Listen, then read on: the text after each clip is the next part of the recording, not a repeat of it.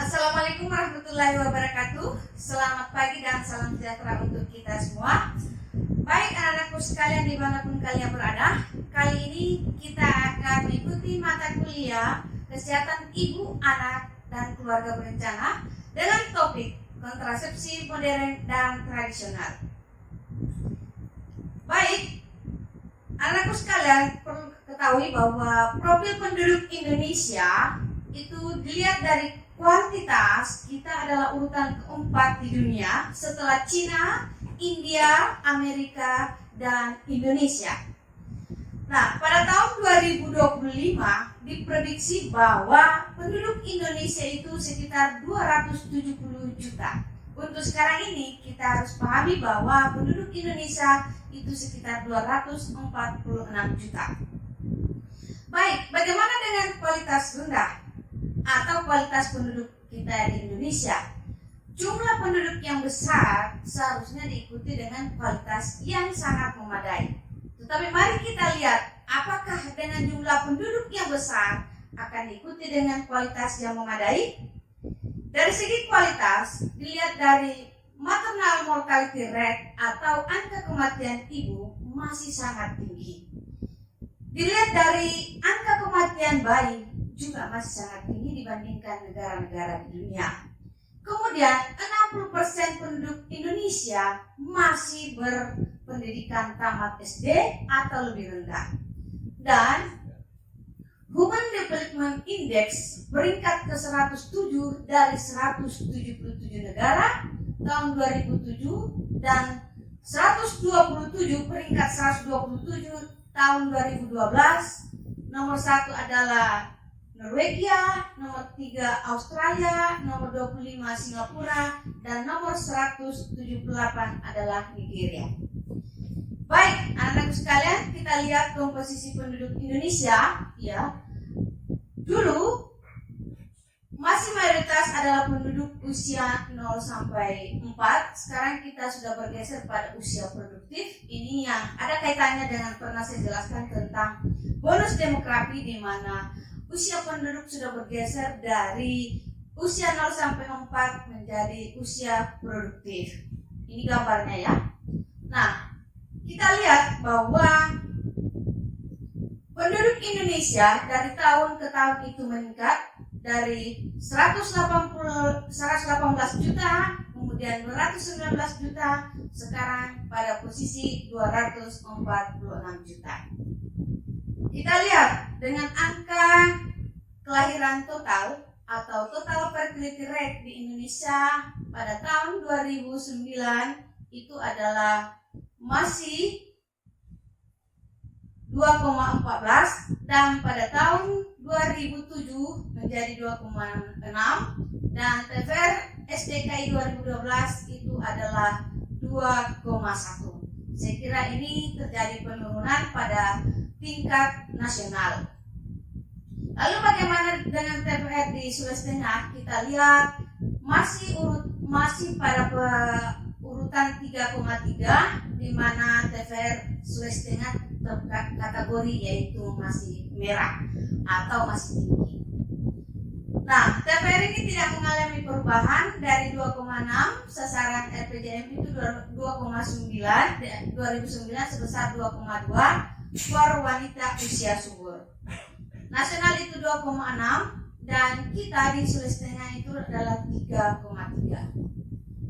Baik, anak-anakku sekalian, kita akan lihat bagaimana kondisi Sulawesi Tengah sebenarnya untuk kondisi kependudukan. Jumlah penduduk kita di Sulawesi Tengah ini tahun 2013 itu masih 3,2 juta. Laju pertumbuhan penduduknya 1,94%. Artinya dari laju pertumbuhan penduduk ini kita akan melihat bahwa tiap tahun bertambah sekitar 62.000 dan tiap bulan bertambah 5.000, dan kalau kita lihat per harinya maka akan bertambah penduduk 170 jiwa per harinya. Artinya perlu ada sesuatu yang harus kita lakukan untuk menurunkan angka TVR ini. Kita lihat dari Human Development Indonesia, TVR, AKB tahun 2012 bahwa Sulawesi Tengah itu masih urutan ke-22 dari segi indeks pembangunan manusianya. Kemudian TVR-nya itu urutan kelima terbesar ya dari seluruh provinsi, dari 33 provinsi. Kemudian angka kematian bayinya itu urutan kelima dari seluruh provinsi juga, masih besar ya. Lalu apa solusinya? Tentu salah satu yang kami tawarkan untuk hari ini adalah kita memilih dan memakai alat kontrasepsi modern atau alat kontrasepsi tradisional. Tetapi pilihannya di sini, kalau alat kontrasepsi tradisional itu tidak efektif untuk menurunkan angka kelahiran total. Yang paling efektif itu adalah alat kontrasepsi modern. Baik anak-anakku sekalian, dimanapun kalian berada, kita akan ikuti sekarang yaitu metode kontrasepsi modern. Apa sebenarnya metode kontrasepsi modern yang Anda harus tahu ketika Anda telah melakukan atau telah menikah kelak di kemudian hari? Tapi untuk sekarang tidak boleh menikah dini dulu ya. Nanti kalau kalian telah menikah atau ada keluarganya, ada tetangganya, ada sepupunya yang telah menikah, maka disarankan untuk memakai metode kontrasepsi. Metode kontrasepsi itu ada bermacam-macam. Yang pertama kami akan paparkan di sini adalah kondom. Apa itu kondom? Yaitu sarung karet tipis ya, yang fungsinya menampung cairan sperma pada saat pria berejakulasi. Jadi kondom ini dipakai untuk mencegah pertemuan antara sel mani dengan sel telur pada waktu kita melakukan hubungan seksual. Sehingga kondom ini bisa menghalangi langsung masuknya sel mani kepada sel telur ketika kita melakukan hubungan seksual. Nah, penghalang langsung dengan cairan terinfeksi. Artinya, kondom ini sebenarnya berfungsi ganda. Pertama adalah untuk mencegah terjadinya kehamilan, yang kedua untuk mencegah terjadinya penyakit menular seksual. Nah ini ya bentuk-bentuk atau macam-macam kondom ya. Kami akan lanjutkan bahwa tingkat keberhasilan kondom ini antara 80 sampai 95%. Ya, keuntungannya murah, mudah didapat, tak perlu resep dokter, mudah dan dapat dipakai sendiri, dapat mencegah penularan penyakit kelamin. Baik anak-anakku sekalian, apa sebenarnya kerugiannya? Yaitu selalu harus memakai kondom yang baru. Ya, tidak boleh kita memakai satu kondom kemudian setelah itu aku dipakai lagi, kita cuci, kemudian dikeringkan, itu tidak boleh. Ya, selalu harus memakai kondom yang baru. Makanya kondom harus selalu ada persediaan. Kadang-kadang ada yang tidak tahan alergi dengan karetnya, tingkat kegagalannya cukup tinggi bila terlambat memakainya. Dapat sobek bila memasukkannya sangat tergesa-gesa atau tidak hati-hati. Baik, apa efek dari kondom tersebut? Ya, biasanya pasangan suami istri ini alergi terhadap karetnya. Kemudian hanya itu saja. Dan biasanya dari beberapa keluhan akseptor adalah tidak mendapatkan kenikmatan full karena tidak bersentuhan langsung antara vagina dan kemaluan pasangan ketika melakukan hubungan seksual. Tempat mendapatkannya ini macam-macam, ada di rumah sakit, ada di klinik, ada di apotek ya, ada di posyandu, ada di pos alat keluarga berencana, ada di dokter, ada di bidan dan sebagainya. Jadi kondom ini bisa didapat di mana-mana dan harganya murah. Itu kelebihannya. Kemudian, jika persediaan habis, maka pemakai dapat kembali ke klinik. Ya, ingat, kondom adalah alat kontrasepsi yang dual proteksi. Artinya, kondom selalu dapat mencegah kehamilan dan dapat mencegah penularan penyakit seksual. Sehingga, pada kelompok-kelompok yang riskan atau yang berisiko tinggi melakukan hubungan seksual, biasanya kita mengajukan untuk memakai kondom agar terhindar dari penyakit seksual, hubungan seksual. Misalnya yang infeksi menular seksual, dan ibu-ibu atau perempuan-perempuan yang bekerja pada resiko-resiko tinggi melakukan hubungan seksual. Ya, kondom ini dipakai sesungguhnya diperuntukkan pada pasangan yang telah menikah. Jadi anakku sekalian, kondom ini tidak boleh dipakai sembarangan. Ya. Kondom ini diciptakan atau dibuat hanya pada pasangan yang telah menikah. Ingat ya, yang telah menikah dengan sah, bukan dipasang pada sembarangan pada kegiatan atau kemauan dari anak-anakku sekalian. Baik, yang kedua adalah tubektomi. Ya, apa itu tubektomi? Adalah suatu kontrasepsi permanen wanita untuk mereka yang tidak menginginkan anak lagi. Bagaimana cara kerjanya? Adalah menghambat perjalanan sel telur wanita sehingga tidak dapat dibuahi sel sperma. Baik anak-anakku sekalian, ini adalah gambar tentang bagaimana metode operasi wanita yang telah dilakukan untuk mempreventif bagaimana sel sperma tidak masuk pada sel telur pasangan. Ya.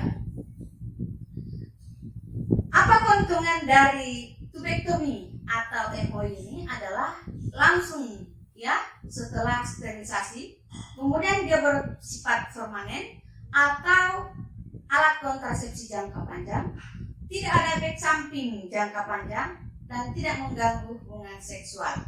Nah, biasanya ini untuk MOI ada syarat-syaratnya, misalnya sudah punya anak 2 atau 3, kemudian sudah berumur, ya, kemudian ada penyakit-penyakit tertentu yang diderita ibu sehingga harus menghentikan kehamilan, dan disitulah diperlukan sterilisasi atau metode operasi wanita. Kerugiannya, ya, risiko dan efek samping bedah tetap ada, tetapi itu untuk sekarang saya kira risikonya sangat kecil. Nah, ini yang tidak cocok kalau wanita mau dioperasi, yaitu dilihat dulu apakah dia penyakit jantung, paru-paru, kemudian turunnya rongga dada, kemudian turunnya tali pusar, kemudian radang akut selaput perut, ya. Nah, tempat pelayanan ini harus di rumah sakit atau di puskesmas yang telah memiliki tenaga terlatih untuk melakukan tubektomi. Kunjungan ulang jika ada keluhan atau masalah atau kembali ke klinik. Nah, yang ketiga, ini yang menarik adalah tentang vasektomi, alat kontrasepsi pria.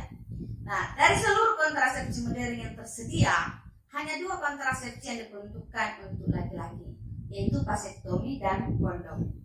Nah, apa sih sebenarnya vasektomi itu? Adalah kontrasepsi permanen laki-laki untuk mereka yang tidak menginginkan anak lagi. Cara kerjanya menghalangi transport atau jalannya spermatozoa sehingga tidak dapat membuahi sel telur. Nah, sekitar di sini ya.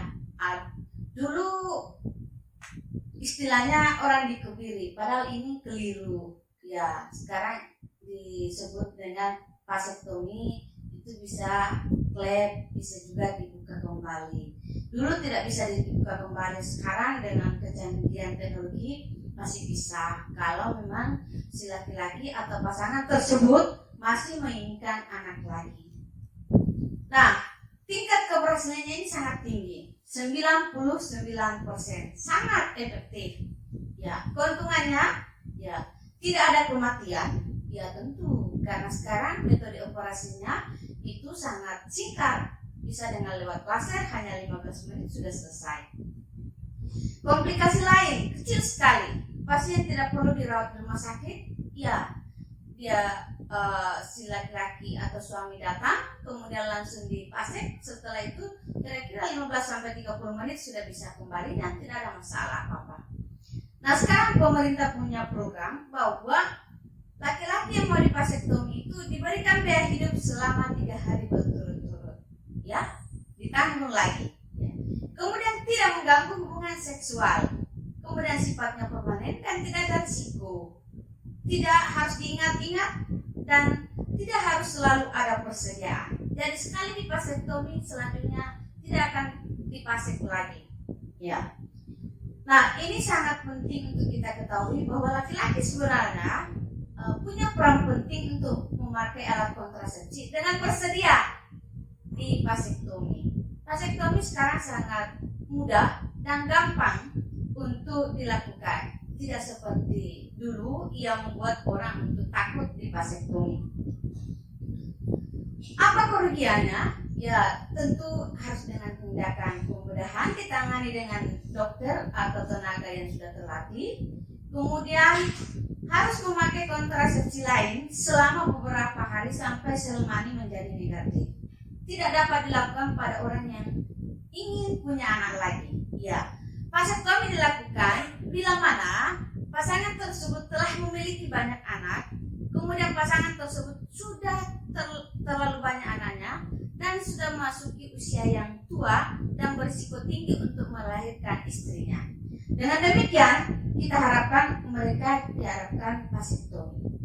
Dulu vasektomi dilakukan ketika istrinya itu tidak cocok dengan beberapa kontrasepsi. Sekarang kita harapkan bukan lagi istri yang menjadi sasaran utama, tetapi kalau laki-lakinya atau si suami bersedia untuk divasektomi, ya tidak masalah. Saya kira ini sangat penting untuk dilakukan. Nah,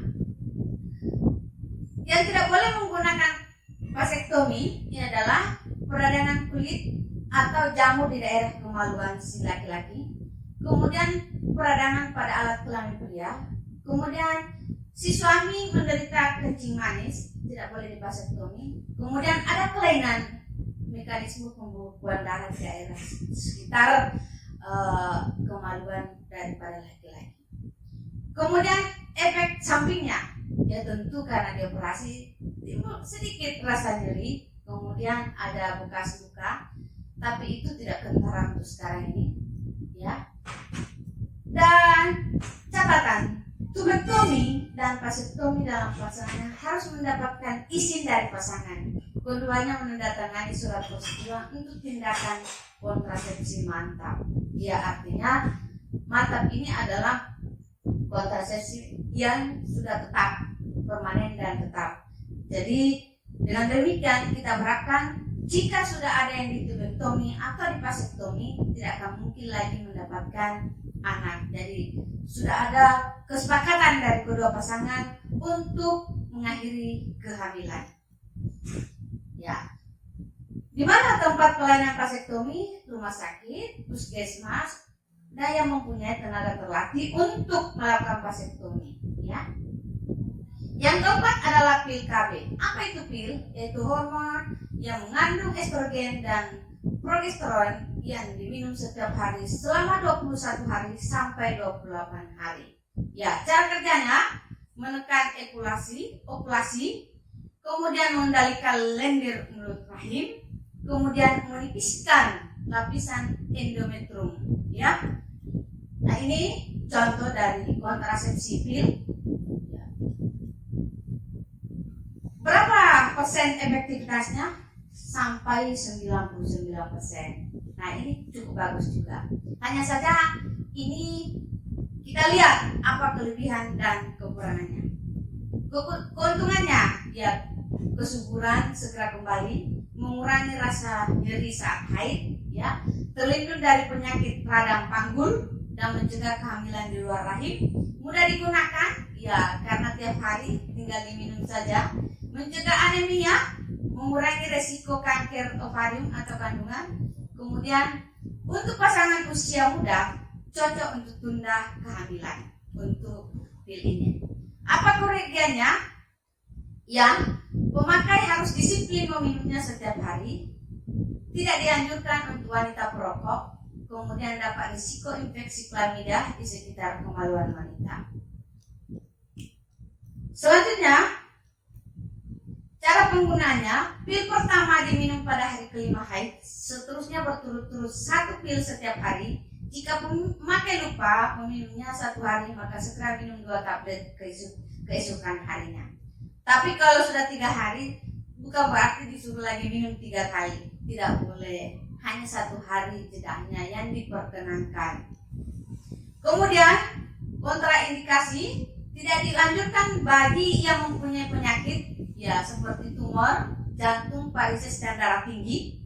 Kemudian tidak dianjurkan pada yang menyusui kecuali pil mini khusus untuk ibu menyusui. Kemudian pendarahan di vagina yang tidak diketahui penyebabnya, dan sakit kepala sebelah atau migrain. Efek sampingnya pendarahan, pusing dan mual pada awal-awal pemakaian, perubahan berat badan, bisa gemuk sekali dan bisa kurus sekali. Ya, kemudian muncul plek-plek di wajah. Tempat mendapatkannya ini di mana-mana, ada di klinik, ada di rumah sakit, ada di apotik, ada di bidan, ya. Kemudian harganya juga bermacam-macam, ya, ada 15.000, ada 25.000, ya, dan seterusnya, tergantung ibu-ibu yang mana akan dipakai, ya. Ada yang gratis pembagian dari BKKBN. Kemudian kunjungan ulang jika pil habis, ya. Yang kelima adalah suntikan. Apa itu suntik? Ya, sebenarnya hampir sama dengan pil. Kalau pil langsung diminum lewat mulut, kalau suntikan ini disuntikan pada bagian-bagian dari tubuh kita, yaitu hormon progesteron yang disuntikkan ke bokong atau otot panggul lengan atau setiap 3 bulan atau 1 bulan. Ya, sama dengan pil, fungsinya adalah mencegah lepasnya sel telur dari indung, mengentalkan lendir mulut rahim, dan menipiskan endometrium atau selaput lendir. Nah, apa kerugiannya? Kembalinya ke suburan agak telat, harus kembali ke tempat pelayanan, tidak dianjurkan bagi penderita kanker, darah tinggi, jantung, dan liver. Selanjutnya, anakku sekalian, baik kita lihat tingkat keberhasilan. Ini 99%, ya. Keuntungannya praktis, efektif, aman, tidak mempengaruhi ASI, cocok untuk ibu menyusui, tidak terbatas umur, ya. Umur berapa saja, muda, sedang, dan tua. Kemudian cara penggunaannya ini disuntikan ada yang 3 bulan dan ada 1 bulan, ya. Kemudian ini tidak boleh menggunakan ibu hamil, kemudian pendarahan di vagina, tumor, penyakit jantung, sedang menyusui. Ini yang tidak boleh memakai alat kontrasepsi suntik. Apa efek sampingnya anakku sekalian? Pertama adalah pusing, mual, kadang-kadang menstruasi tidak keluar selama 3 bulan pertama, kadang-kadang terjadi pendarahan yang banyak pada saat menstruasi, kemudian keputihan, perubahan berat badan, ya, kadang gemuk, kadang juga kurus, ya. Muncul plek-plek di wajah, itu biasanya juga terjadi karena sebenarnya sama dengan pil, ya. Tempat mendapatkannya tentu rumah sakit, klinik, puskesmas, dokter, dan bidan swasta. Nah, yang keenam adalah susu KB atau implan. Apa itu susu KB? Yaitu 1 atau 6 kapsul seperti korek api yang dimasukkan ke bawah kulit lengan atas secara perlahan, melepaskan hormon progesteron selama 3 atau 5 tahun. Jadi bisa milih mau yang 3 tahun atau 5 tahun, ya. Tingkat keberhasilannya adalah 99%. Ini sangat tinggi juga. Ya, seperti ini, ya. Bisa dilihat, ya. Dimasukkan di lengan atas untuk ibu-ibu. Menghambat terjadinya ejakulasi, menyebabkan endometrium, kemudian mempertebal lendir cervix, menipiskan lapisan selaput lendir, ya. Keuntungannya tidak menekan produksi ASI, praktis dan efektif, tidak harus mengingat-ingat, masa pakai jangka panjang 3-5 tahun, kesuburan cepat kembali setelah pengangkatan, dapat digunakan untuk yang tidak cocok dengan hormon estrogen. Ya, apa kerugiannya? Pemasangan harus dengan petugas kesehatan yang terlatih, dapat menyebabkan perubahan pola haid, dan pemakaian tidak dapat menghentikan pemakaiannya sendiri, harus melalui tenaga kesehatan. Jadi kalau mau dilepas maka melalui tenaga kesehatan. Saat yang tepat adalah pada saat haid 1-2 hari setelah menstruasi. Ya, tidak boleh digunakan pada orang hamil atau diduga hamil, kemudian perdarahan di vagina, penyakit jantung, varises, kencing manis, darah tinggi, dan kanker. Ya, tentu efek sampingnya gangguan siklus haid, keluar bercak-bercak darah, pendarahan yang lebih banyak selama menstruasi, pembengkakan, pusing dan mual, perubahan berat badan. Ini tentu setiap orang berbeda-beda apa yang dampak efeknya terhadap tubuh mereka ketika menggunakan susuk atau implan tersebut. Nah, ini adalah spiral atau IUD atau alat kontrasepsi dalam rahim atau AKDR. Nah, ini ibu yang memakai ya selama ini, yaitu IUD. Apa itu sebenarnya IUD? Adalah alat kontrasepsi yang dimasukkan dalam rahim yang bentuknya bermacam-macam, terbuat dari plastik yang dililit, tembaga, dan tembaga bercampur perak yang dapat berisi hormon. Waktu penggunaannya bisa 10 tahun. Ya, kalau ibu itu dulu memilih ada yang 5 tahun. Jadi lebih pendek. Setelah 5 tahun dikeluarkan, kemudian diganti lagi. Ada yang 8 tahun, ya. Nah, seperti ini, ya. Ini bentuknya seperti Coforte atau Novalte, ya. Nah, ini macam-macam. Ah, ini namanya Coforte, ya. Ada Novalte, ya. Tergantung ibu-ibu mana yang dipilih. Nah, sebenarnya ibu memakai ini satu Coforte dan ini pernah Novalte, ya. Mengapa? Karena kontrasepsi ini sebenarnya di lilitannya ini sudah ada antifertilitas, ya. Jadi begitu masukkan di rahim, ini akan mencegah terjadinya pembuahan. Nah, ini tidak perlu diingat-ingat lagi selama 5 tahun. Dia semakin dilupa semakin bagus, ya. Nah, cara kerjanya mencegah masuknya spermatozoa, kemudian lilitan logam menyebabkan reaksi antifertilitas. Ya, jadi lilitan logam itu atau benang sekarang, benangnya yang dililit di situ itu sudah antifertilitas. Tingkat keberhasilannya itu 99%. Dan keuntungannya yang saya rasakan itu adalah berat badan tidak menurun dan tidak bertambah, tidak mengganggu efektif aktivitas kita dalam melakukan sehari-hari, baik olahraga berat, olahraga ringan juga begitu, ya. Keuntungannya praktis, ekonomis, ya, kesuburan segera kembali, tidak harus mengingat-ingat seperti pil harus diingat setiap hari, kemudian tidak mengganggu pemberian ASI, dan setelah dipasang tidak mengganggu hubungan seksual dengan pasangan kita, ya. Kemudian cara penggunanya, spiral atau IUD ini dipasang pada saat haid, pemakaian menjelang terakhir. Jadi misalnya kita hari kelima terakhir menstruasi itu, maka disitulah dipasang untuk IUD di dalam rahim kita, ya. Yang tidak boleh memakai adalah yang hamil, ada gangguan perdarahan, peradangan, kemudian tumor dan radang panggul. Terjadinya pendarahan yang lebih banyak, keluar bercak-bercak, dan biasanya kram atau nyeri selama menstruasi, ada keputihan. Tapi itu berbeda-beda setiap orang. Ya, kalau ibu itu tidak mengalami hal yang dipaparkan ini, ya. Tentu tempat pelayanannya ini ya ada di rumah sakit, di klinik, di puskesmas, ya, di dokter. Ya, saya dulu di rumah sakit Sarjito pernah memasang, kemudian di dokter di sini di Palu, ya, saya memasang IUD melalui dokter tersebut. Nah, kita masuk di kontrasepsi tradisional. Jadi tadi itu ada 7 macam kontrasepsi modern, ya. Terakhir adalah kontrasepsi tradisional. Ada yang disebut dengan pantang berkala, senggama terputus, sistem pukul pantat, minum jamu, fidget, dan lain-lain. Nah, dari penelitian atau dikaji secara teori, maka semua alat kontrasepsi ini sebenarnya tidak efektif. Hanya saja ada beberapa suku atau orang-orang tertentu yang meyakini bahwa kontrasepsi tradisional ini efektif untuk mencegah terjadinya kehamilan.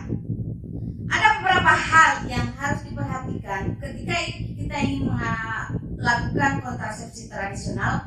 Tentu harus tahan, kemudian pengendalian diri yang sangat tinggi. Misalnya begini, pantang berkala. Apa itu pantang berkala? Nah, rumusnya itu adalah HPPB. Jadi misalnya, Senin pertama itu haid, maka Senin berikutnya itu pantang, Senin berikutnya itu pantang, maka Senin yang keempat itu baru bebas melakukan hubungan seksual. Jadi kalau dihitung dalam 1 bulan, itu 2 minggu pasangan suami istri ini tidak melakukan hubungan seksual. Pada masa subur itu yang harus dihindari.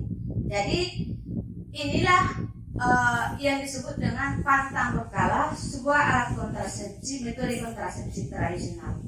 Yang kedua adalah senggama terputus. Ya, senggama terputus itu adalah tidak melakukan hubungan senggama secara full.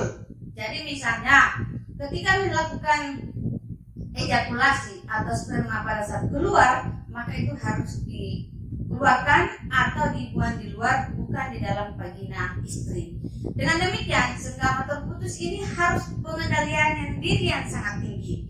Kalau tidak bisa mengendalikan diri, maka jangan sekali-sekali melakukan senggama terputus. Karena kita tidak tahu pada saat melakukan senggama, si istri subur, kemudian bapak ibu melakukan hubungan seks, maka itu akan terjadi pembuahan atau kehamilan. Nah, biasanya pada orang-orang tertentu senggama terputus ini diyakini untuk mencegah terjadinya kelahiran tadi. Tetapi itu saya tadi katakan bahwa ini sangat penting ada pengendalian diri. Ketika melakukan hubungan seksual, maka pada saat mau mengeluarkan atau ejakulasi itu harus dikeluarkan di luar vagina si pasangan. Kemudian sistem pukul pantat ini yang hanya kata-kata atau kebiasaan-kebiasaan orang tertentu yang telah melakukannya. Misalnya, dia meyakini bahwa ketika telah melakukan hubungan seksual, maka sperma bisa keluar dengan memukul pantat istrinya jika telah melakukan hubungan seksual. Ini keliru sekali karena sperma itu tidak bisa dilarang atau berhenti ketika hanya melalui pukulan pantat, ya.